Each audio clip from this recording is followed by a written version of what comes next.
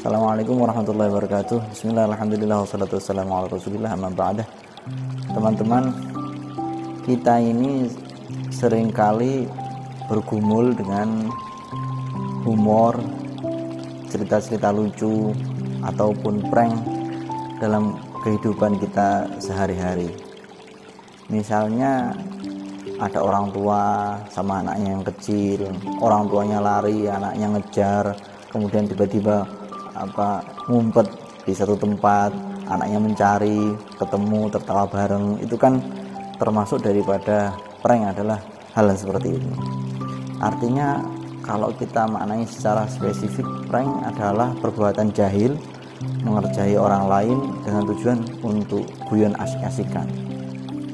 Apakah asik-asikan guyon ini diperbolehkan atau tidak? Adakah contoh-contohnya? Kalau misalnya para santri-santri itu kan gasak-gasakan, guyon-guyonan, lempar jok, itu kan sesuatu yang biasa. Di kalangan-kalangan pesantren itu kan sudah hal yang biasa.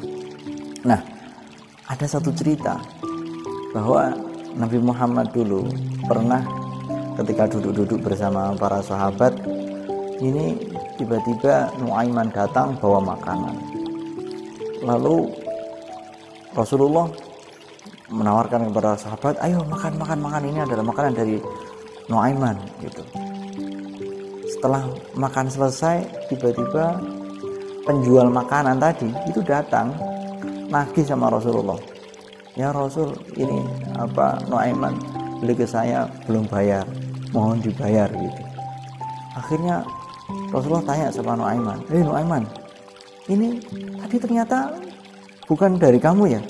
Enggak Rasul, ini tadi saya tuh pengen Anda ini makan makanan yang enak ini, tapi saya nggak punya duit untuk membelikannya. Akhirnya ya saya hutangkan untuk makan Anda dan para sahabat sekalian gitu. Akhirnya Rasulullah tertawa atas pranknya Nuaiman ini.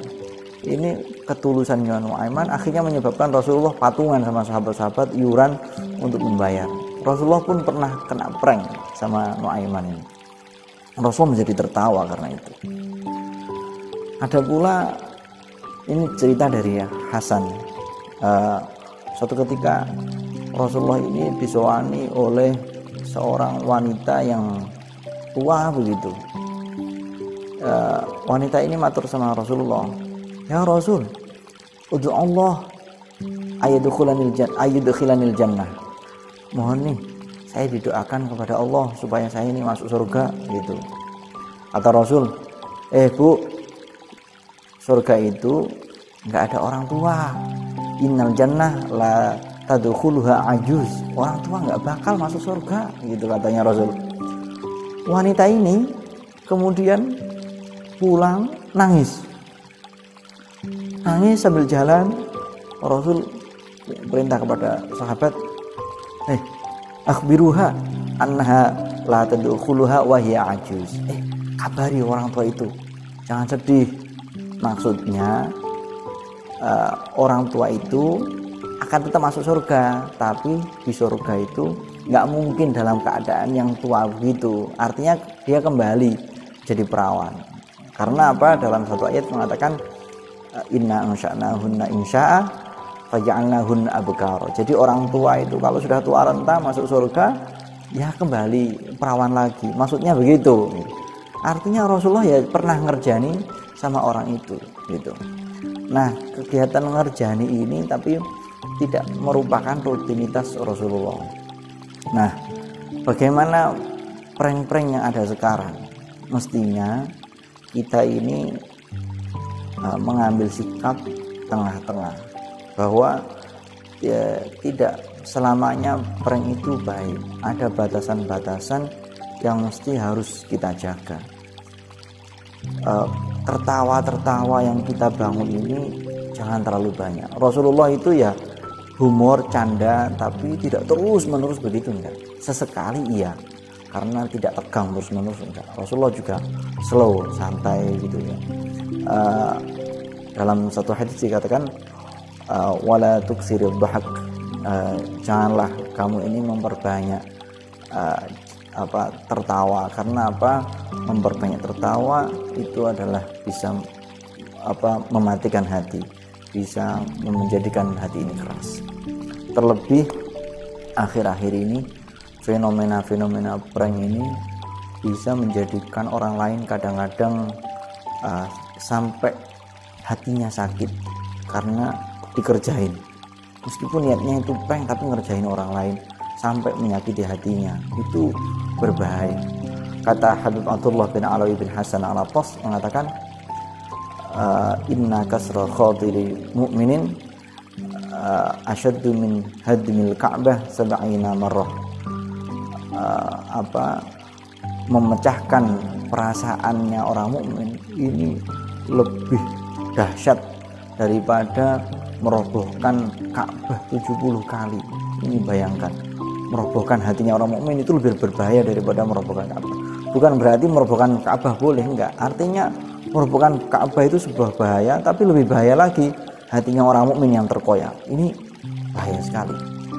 Oleh karena itu dapat kita simpulkan bahwa yang namanya prank harus mengikuti aturan-aturan.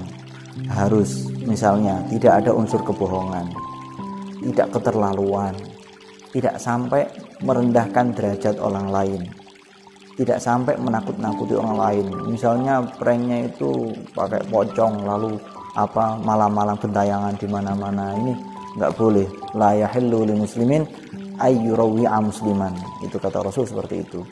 Kemudian ada lagi prank yang jorok-jorok, ngeres-ngeres, ini tidak boleh. Yang membangkitkan syahwatnya orang menjadi bangkit gara-gara prank itu kaula muda harus menghindari prank yang model seperti ini.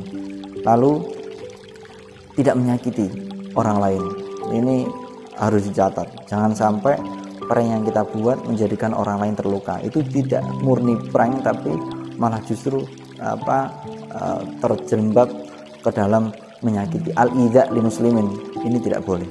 Kata Imam Nawawi, guyonan yang dilarang adalah yang alladzi fihi ifrat, yang keterlaluan, wa yudawamu alaih, yang terus-menerus. Ya, kalau tidak parah-parah, hanya sesekali saja kita guyon-guyon, itu tidak ada masalah. Yang penting tidak terus-menerus dan tidak keterlaluan. Demikian, semoga ini menjadi perhatian bagi yang suka prank. Saya ulangi lagi, tidak boleh berbohong, tidak boleh keterlaluan, tidak sampai merendahkan derajat orang lain. Kalau orang itu diekspos, kira-kira malu tidak membuat prank di hadapan mereka itu? Keluarganya malu tidak yang seperti itu? Kalau ini memalukan, jangan sampai ada unsur menakuti, tidak jorok, tidak menyakiti. Demikian, wa'alaikum warahmatullahi wabarakatuh.